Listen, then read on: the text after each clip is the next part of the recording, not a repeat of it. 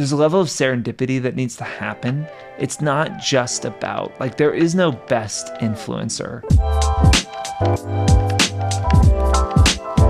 Welcome to Negronis with Nord, episode 99.5. It's not the 100th episode. That's coming up. We're going to do something special. We're throwing in a 0.5 here. You know, if it's good enough for Porsche to do in their model names, they could have a 991.1, 991.3. Then, like, we can do this as well. This is, of course, the show where I drink a Negroni and I talk about life's regrets. No, I talk about influencer marketing and I answer your questions. And so let's do that today. Question 1, how do we at Fohr pick a creator for a campaign? Great question. We've paid influencers over $250 million. Think about that for a second. Over $250 million have gone into influencers' pockets from these walls. You might ask yourself, wow, I need to DM this guy. And you would be wrong because I do not make any of these decisions. Let me just talk about how we work and how many of the players in the space work as well. Brands come to us. They give us a budget. We pull together a strategy. Once that is agreed upon, we are going to pick influencers that we feel can best execute on that strategy. Often they're built into these like persona groups. We did a campaign in Q4 for Litter Robot, which is a very expensive cat litter box. You know, the strategy, they wanted to have more narrative, fun content. You know, part of the strategy was working with like cat women. This was during the election cycle. JD Vance had said his comments about, you know, single women that don't have children being cat women that don't have like a stake in the American dream or some bullshit, whatever he was saying. Anyway, we thought we would like play on that. And so we had like cat women as one of our personas. So we looked for women that didn't have kids, who were like proud and exuberant and like they were very much living their lives intentionally. They were not having children as a choice, but they had cats and they loved their cats. And we wanted to just like kind of play on that and being like, I'm a cat woman, right? And so as we do that, we use our platform to find people that fit that persona. And then we're looking at the data, you know, who is performing best, who we think is going to be the best to execute on this brief. So there's a level of serendipity that needs to happen. It's not just about, like, there is no best influencer. There is the right influencer for this brand, for this campaign, for this strategy, for this budget at this moment of time. It's very difficult for you as a creator to know when a brand is going to need a specific type of person. You could be a creator that's interested in beauty, let's say, and you do a lot of beauty content and you do this really artistic, amazing beauty tutorials, right? And you can reach out to a brand you love and pitch yourself, and they could be really focused on athletes and women in sport. It's not that you aren't a great creator. It's not that you don't make sense for the brand. It's just that like the story the brand is trying to tell in this moment right now doesn't correspond with the kind of content that you create. It doesn't mean you shouldn't reach out, but I think that not getting the brand deal, not getting the outreach, reaching out to a brand and not hearing back doesn't always mean, and I think doesn't often mean that what you're doing is not interesting or that brands won't want to work with you. Just, I think you have to understand that, you know, the stars really have to align, and that like you are putting something out into the world that the brand is also saying, this is the story that we're trying to tell right now, and this person is perfect to tell. What's great for Fohr with 350,000 creators on the platform is any story we're trying to tell, we can find people that are perfect for it, right? And we can drill down and really deeply into these niches. And that is often what we're doing, is like we're going like really niche, right? Another persona for that campaign was Gen Z homemakers. Okay, that's a little less specific, but we were looking for Gen Z creators who did a lot of like home improvement content, talked about their house, you know, had great home decor, and also had a cat, right?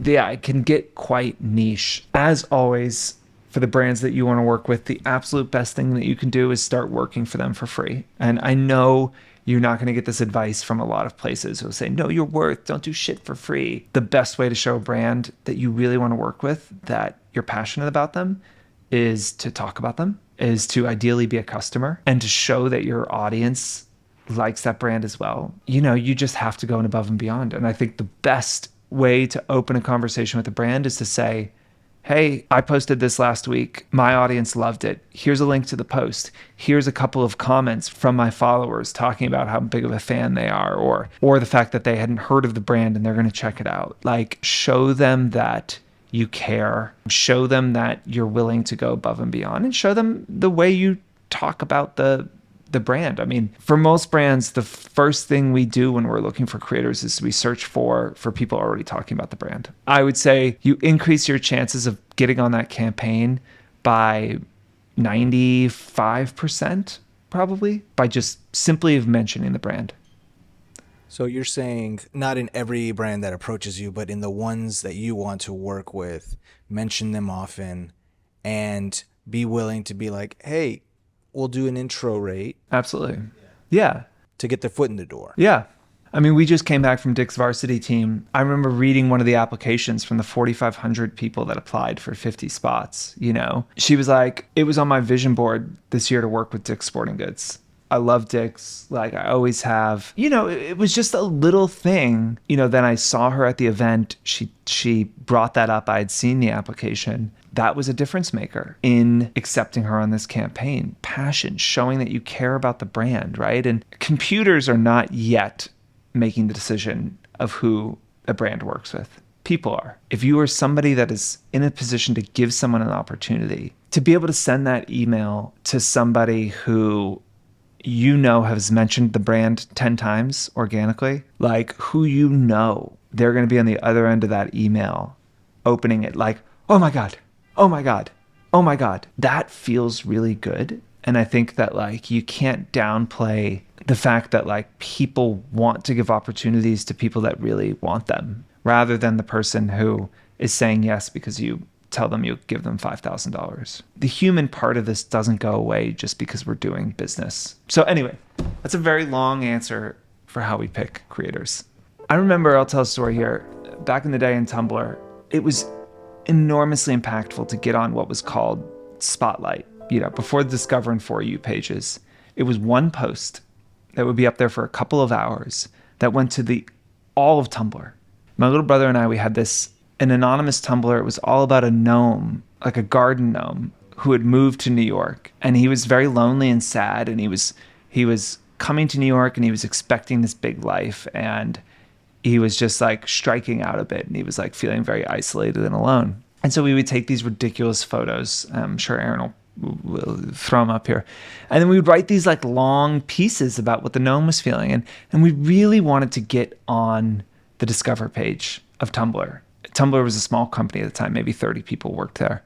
We found all the email addresses for everyone we could find that worked at Tumblr. And so we decided, okay, what we're going to do, emails to all of them at the same exact time, in the middle of the day, this weird cryptic email about the gnome from New York. The feeling was that they were all in this office together. They were all going to get this email and be like, did you guys get this email? What the fuck is this? This is super weird. Like, you know, and they would talk about it. And like 12 hours later, the post ended up on Spotlight.